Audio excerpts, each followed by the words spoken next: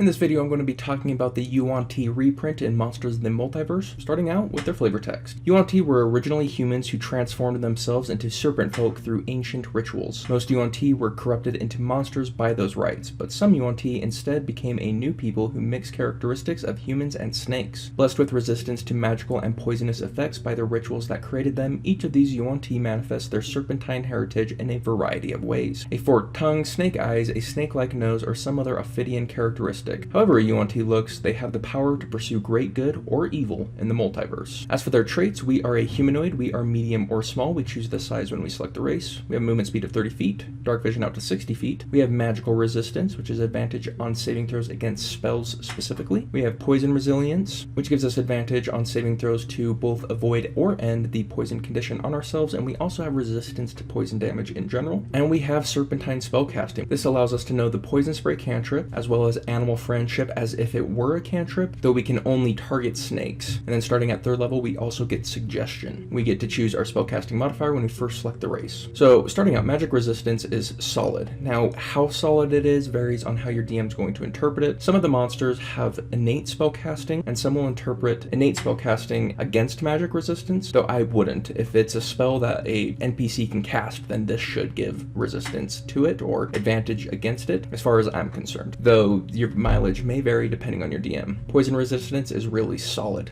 The poison condition sucks, especially for marshals, but also resistant to poison damage is fantastic because poison damage is quite common. Dark vision is of course always nice, which leads us into our spell casting. Now, as far as poison spray goes, there are much better cantrips. Poison spray is not a very good cantrip. It targets a constitution save and its range is very low, though its damage is quite good with a d12 of damage, though keep in mind that it is poison damage, which is quite commonly resisted. So overall, I would say I don't see many builds enjoying poison spray, whether martial or caster. As for having animal friendship, being able to cast on snakes alone, to me that's just an excuse to have a snake companion. Whether it does anything or not, just having a scarf that is a snake, far more flavorful to me than anything else, but I really do like the flavor. I like having that snake involved in the character build. I just think it's cool. But the real winner here is of course suggestion. Suggestion is a crazy powerful spell, both for utility and combat. Now, everyone is going to appreciate having suggestion at least once a day, unless their spellcasting modifier is of course abysmally low, then you might not consider it at all. But if you have even a decent spellcasting modifier, then you're probably going to want this. Now, the casters that don't get this are any of the non-arcane casters. So clerics, druids, rangers, paladins. Another one that technically is arcane would be artificer. They would appreciate this as well. So those might be classes that you are particularly looking for suggestion on, and you can get it through the Yuan-Ti. So looking at Yuan-Ti as a whole, I think we have a lot of incentives to be a martial as well as to be a caster. Being a caster, I think it mostly comes down to the suggestion. Defenses like magic resistance and poison resistance, a caster is going to appreciate, but not as much as a martial will appreciate poison resistance. That's very good on a martial, especially rogues. It keeps them from ever being able to get their sneak attack off. Just a DM note, poison your rogue if you want to give your rogue a tough situation. Poison them. And so there's some things that shine more for a martial or more for a caster, but overall, I think what really shines about the Yuan-Ti is their defensive buffs. That magic resistance and that poison resistance are both fantastic defensive buffs. So really, you can build the Yuan-Ti however you want and you're going to be pretty okay. They're definitely strong. But that's just my take on the Yuan-Ti. I would like to hear yours. Character builds, thoughts on the race, anything you want to talk about, let me know in the comments down below. But other than that, I just hope you have yourselves a absolutely wonderful day, and I'll see you on the next one.